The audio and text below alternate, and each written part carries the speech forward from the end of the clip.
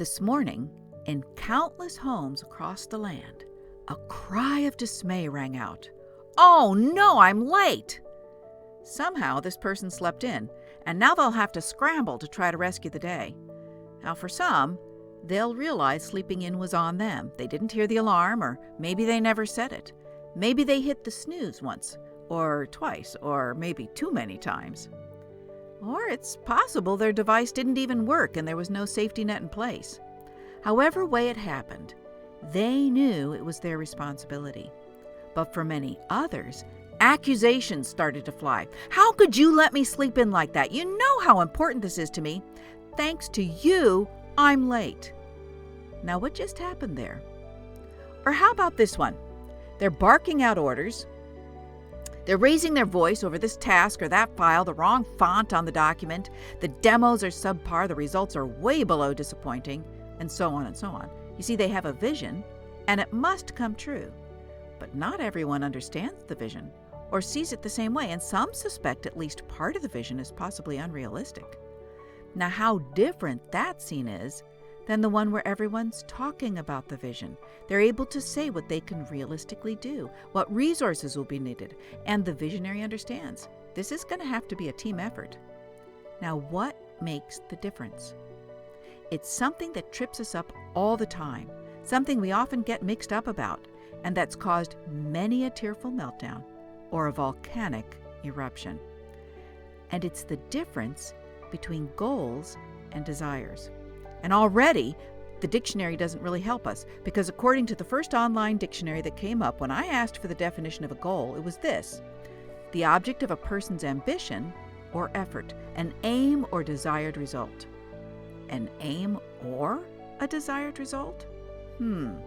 Well, what's the definition of a desire then? It's a strong feeling of wanting to have something or wishing for something to happen. You see, goals and desires really aren't the same thing. In fact, a goal is something a person can accomplish on their own, such as matters of personal discipline. Okay, for example, I can make it my goal to get up at a certain time of day. Under ordinary circumstances, that's not a responsibility I need to place in somebody else's hands. I am able to accomplish this on my own. However, desires are what people can long for, even intensely long for, but they can't pull it off on their own. I can, for example, intensely desire for sunshine and blue sky from my outdoor party, but I can't promise it. I can't make it a goal to have one. I need God's help for that. Now, this chart can maybe help understand the difference and how it affects us. You see, a healthy goal is an aim I can assume responsibility for, and under normal circumstances, I can achieve it on my own. And a healthy desire is a hope I long for. I can even intensely long for it, but I understand I can't bring this about on my own. So what happens to a goal when it's warped?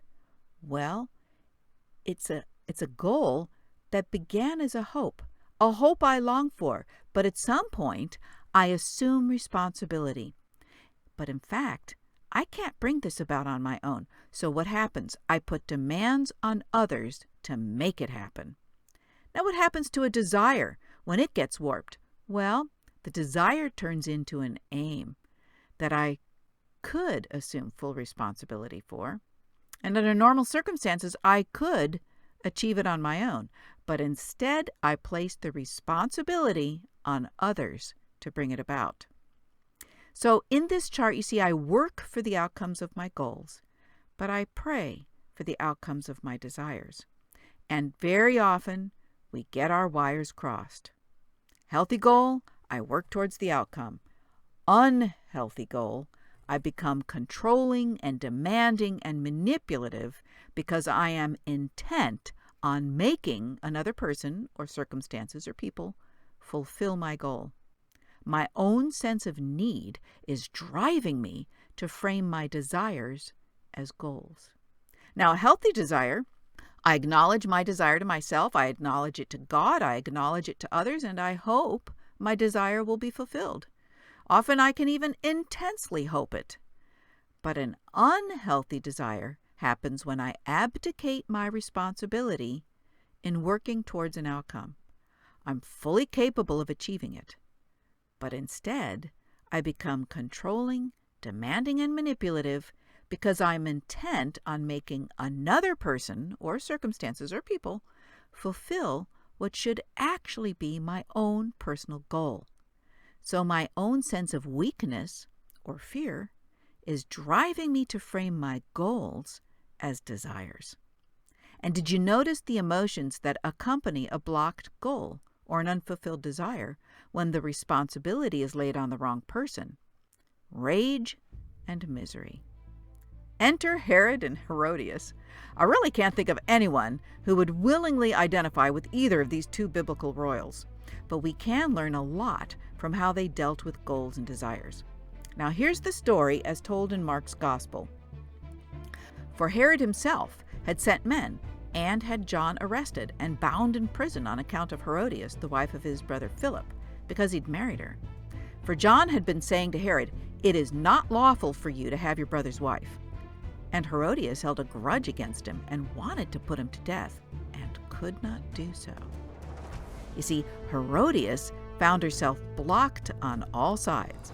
Her desire to be admired and accepted as Herod's wife and eventual queen had become an unhealthy goal, thwarted by John the Baptist, who very publicly denounced her and her husband. Herodias intensely desired to silence John, but that too became an unhealthy goal, thwarted by her husband.